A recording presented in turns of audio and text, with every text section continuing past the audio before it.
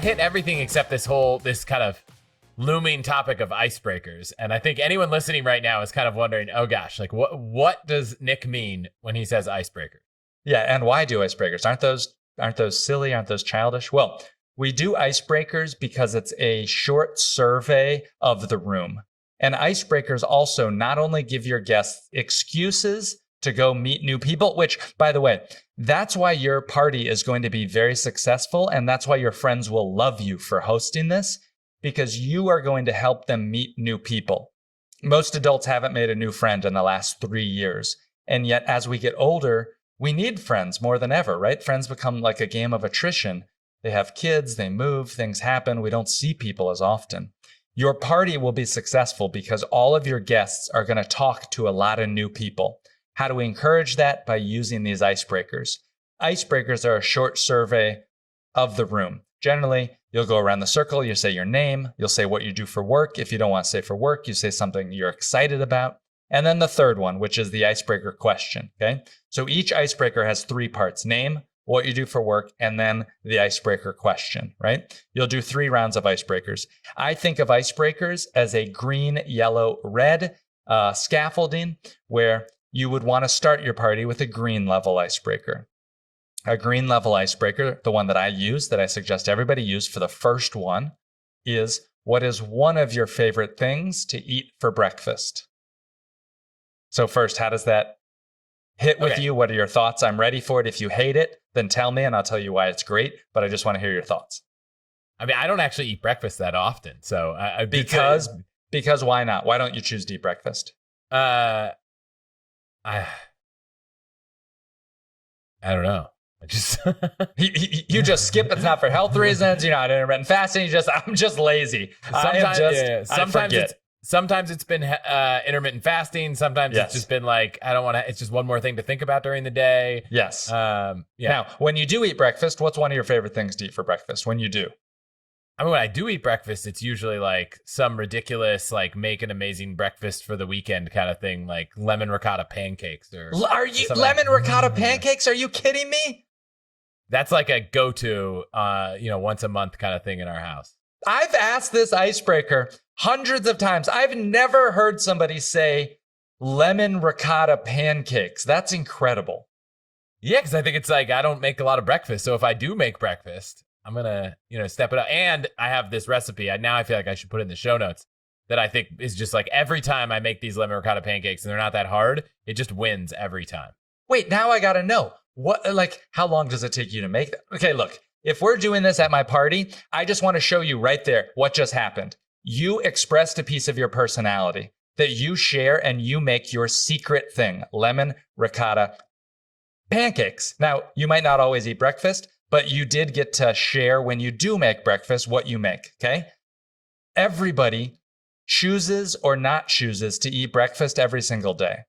And it is generally a positive, happy feeling that we have. A good green level icebreaker is an icebreaker that's quick to answer, it's fast, and it doesn't incur judgment from others. A bad green icebreaker, which I would never do, would be something like, say your name, say what you do for work, and say your favorite book ever. Okay? Because that's subjective. That's definitive. That's very hard to pick. It's going to maybe elicit a little bit of judgment. People are going to try to show off. They don't know. Now, how do we modify that? Right? It's what I said. What's one of your favorite things to eat for breakfast? I still wouldn't ask what's one of your favorite books. I would ask that later, because a book is an intellectual thing, right? Breakfast is a human, delicious thing. It's a fun thing. It's an easy thing. So we ask that as just a way for everybody at your party to sort of sound off and express a piece of their personality. You do it very quick. A good icebreaker is a quick icebreaker. So you're not going to allow for follow-up questions like I was drilling you on, right? You're just going to have everybody go around. And then you just say, all right, thanks everybody. I do those icebreakers so we can all meet somebody new maybe. I hope you'll say hello. And then you as a host, shut up. And you just let the party go, which is so awkward as a new host. If you've never done this, you're like, this is terrifying. But then you do it and the room explodes. It comes alive. People go up and they talk to new people. You turn the music back up and everybody's making these conversations. So we do that because most parties you go to, you just what? Like you went to your kid's birthday party recently. They didn't do icebreakers. Maybe you bumped into somebody and started the conversation. I'm guessing, right? It's just physical proximity. Don't let your kid drink that juice box because my daughter just threw it on the ground. Like that was right? our icebreakers. Yes. And there's nothing wrong with those. Those are fine gatherings. But for listeners of your show, they're interested in how to get more out of life. They're interested in optimizing things. And as cliche and as ridiculous as it sounds to optimize your social situations, it does help if the goal is to help your friends make more friends, to do a survey of the room, do a couple of them during your party, to give people excuses to go start a new conversation.